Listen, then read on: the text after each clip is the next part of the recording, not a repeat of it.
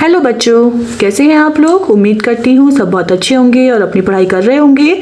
बच्चों, जो हमने कल टॉपिक स्टार्ट किया है, चैप्टर स्टार्ट किया है, वो है फसल उत्पादन। और उसके हम 2 टॉपिक कवर कर चुके हैं, जिसमें था चिकनी मिट्टी और दोमट मिट्टी, बलुई मिट्टी। इसके अलावा फसल थी रबी की फसल, खरीफ की फसल, जायद की फसल। और आज हम 3rd टॉपिक स्टार्ट कर रहे हैं, जो कि मृदा के पोषक तत्व एवं उर्वरक।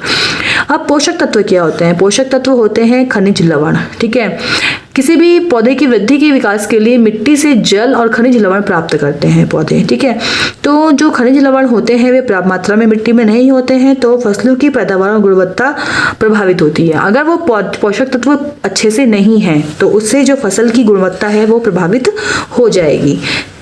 ठीक है, इसके बाद फसल चक्रण क्या होता है, ये आता है मेन। फसल चक्रण क्या है? फसल चक्रण है कि देखो क्या होता है, हमने एक ही फसल को अगर हम बार बार एक ही मिट्टी में बोए जा रहे हैं तो क्या होगा कि वो उसकी वहां के खनिज लवणों को खत्म कर देगी। फसल की अच्छी पैदावार के लिए भूमि में सभी पोषक तत्वों की पर्याप्त मात्रा अति आवश्यक है। खेत में जब एक ही फसल वर्ष दर वर्ष लगाई जाती है तो भूमि की पोषकता प्रभावित होती है। मतलब हमने एक ही फसल हर साल लगा रहे हैं तो उसमें उस वाले पोषक तत्व की कमी आ जाएगी। इसलिए क्या करते हैं हम, इस बार हमने कुछ और लगाया, अगली बार कुछ और लगाया, एक बार कुछ और लगाया, उससे अगली बार कुछ और लगाया। ठीक है, इसके लिए एक फसल के बाद दूसरी फसल लगाने की प्रथा है। ठीक है, और जैसे कि गेहूं की फसल के बाद दलहन की फसल लगाई जाती है, जिससे भूमि की उर्वरता बनी रहती है। इसे क्या बोलते हैं? फसल चक्रण। मतलब एक साल हमने एक फसल लगाई, दूसरे साल हमने दूसरी फसल लगाई, फिर दूसरी, फिर पहली, फिर दूसरी, फिर पहली। तो ये चक्रण चलता रहता है, चक्र चलता रहता है, इसी को बोलते हैं फसल चक्रण।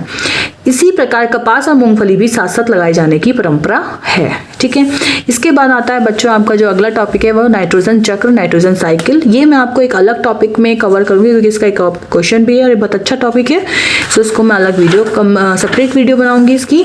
तो अब इसके बाद जो नेक्स्ट टॉपिक आता है वो आता है आपका खरपतवार नियंत्रण। अब एक खरपतवार क्या होता है, पहले तो यही आ जाएगा। खेत में फसल के पौधों को के साथ साथ कुछ अवांछनीय पौधे भी उग जाते हैं। आपने देखा होगा, आपने फसल लगाई लेकिन साथ में थोड़ी सी छोटी छोटी घास भी आ जाती है कभी कभी।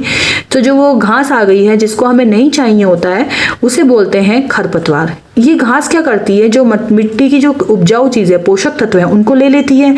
तो वे पोषक तत्व हमारी फसल को नहीं मिल पाते हैं क्योंकि ये जो खरपतवार है ये ले लेती है।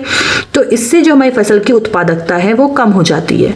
तो इस खरपतवार को नष्ट करने के लिए कुछ रसायनों का प्रयोग किया जाता है, जैसे कि 2,4-D और मेटाक्लोर। ठीक है, ये क्वेश्चन पीछे है कि मेटाक्लोर क्या है, तो ये खरपतवार नियंत्रण है। ठीक, खरपतवार को किसी 2,4-D और मेटाक्लोर से नियंत्रित किया जाता है।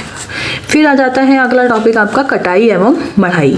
कटाई के लिए क्या करते हैं, जब फसल पक जाती है तो तैयार होने के बाद फसल को काट लिया जाता है। काटने के लिए हम हाशिए दराती का प्रयोग करते हैं। इसका चित्र आपके आगे क्वेश्चंस में है, ये है दराती का हाशिए का चित्र। ठीक है, इसके बाद कटाई हो गई, हमने फसल काट ली, तो अगला टॉपिक क्या होगा, जब काट ली तो उसको भरना भी है, हमें अपना संभाल के भी रखना है। तो अगला टॉपिक है भंडारण। उपरोक्त पद्धतियों द्वारा फसल उत्पादन के पश्चात उपज का भंडारण एक महत्वपूर्ण चरण है।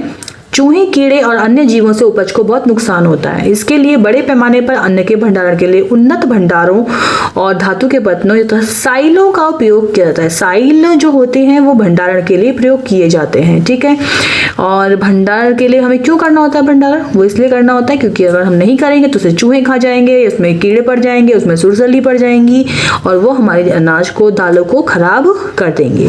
ठीक है, भंडारण किस तरह से होते हैं ये हम आपको जब आपके क्वेश्चन आंसर्स कराएंगे तब हम आपको उसमें अच्छे से और एक्सप्लेन कर देंगे। ठीक, फिर इसका अगला टॉपिक जो है बच्चों वो है हरित क्रांति एवं फसल समुन्नति। ठीक, हरित क्रांति क्या होता है? हरित मैंने आपको पहले भी एक्सप्लेन किया हुआ है। हरित जो होता है, हरित का मीन्स है हरा, और क्रांति मीन्स जब बहुत ही ज्यादा विशालकाय परिवर्तन लाना, उसको बोलते हैं क्रांति। तो हरित क्रांति, हरी क्रांति, मतलब हरी मान कौन होता है? हरे रंग के होते हैं पेड़ पौधे।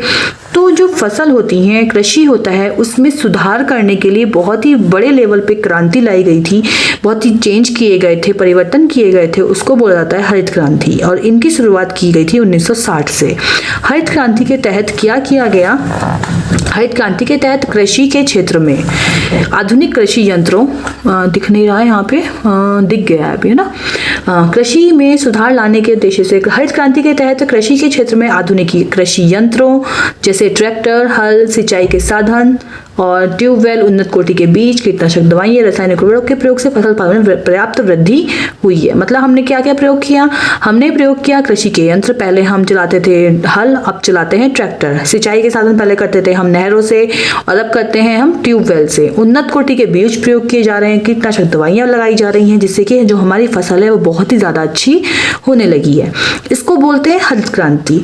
फसल उत्पादन में वृद्धि का दूसरा उपाय फसल की उन्नत किस्मों का विकास एवं उपयोग करना है। ठीक है, अगर हम उन्नत किस्मों का प्रयोग करेंगे तो इसे बोलते हैं फसल समुन्नति। ठीक है, क्योंकि हमें फसल उत्पादन में वृद्धि करनी है, फसल बढ़ानी है, तो हम उन्नत किस्में भी तो प्रयोग करेंगे उसको, तो इसको बोलते हैं फसल समुन्नति। समुन्नत किस्में जो होती हैं, देखो गेहूं की इसमें दे रखी हैं, गेहूं की सोनालिका, कल्याण और ये है सोना।